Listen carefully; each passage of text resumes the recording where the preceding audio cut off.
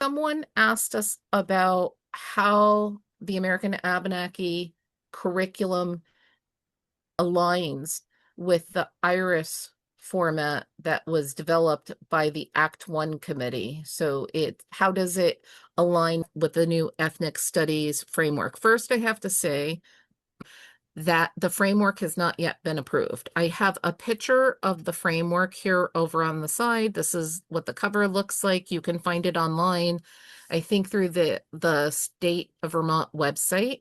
If you look up Act One Ethnic Studies Working Group.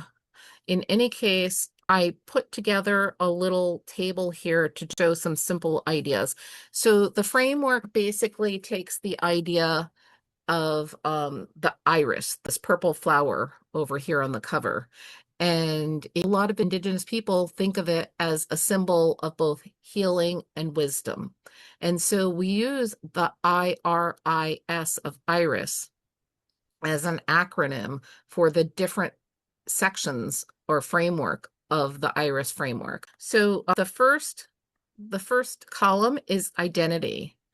So if you're thinking about identity, the Abenaki curriculum includes primary sources, multimedia, art, music, videos that allow students to connect with Abenaki identity and ancestral lineages. I'm not putting all of the examples. I just tried to pick a couple of examples. So the map drawn by Samuel D. Champlain is a primary resource that shows how Abenaki people dressed, what kind of foods they ate, and stuff like that.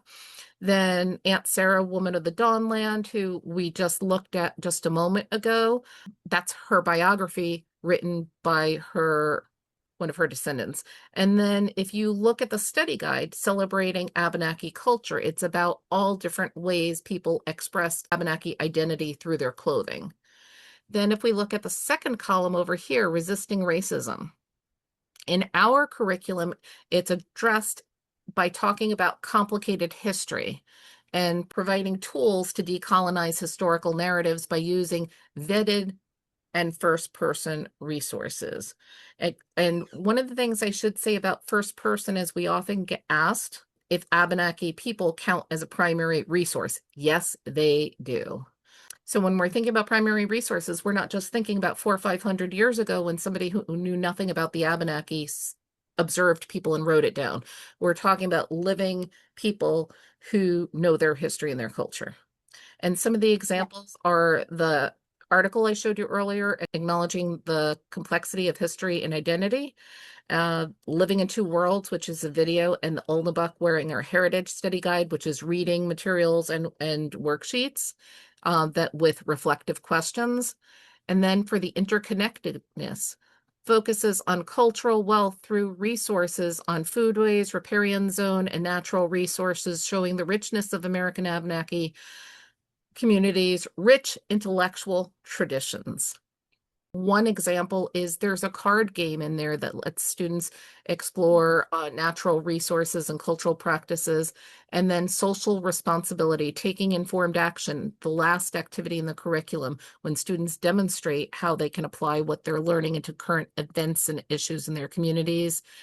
And then a couple of other things I should mention, both the IRIS and the American Abenaki curriculum prioritize the IDM model over memorization.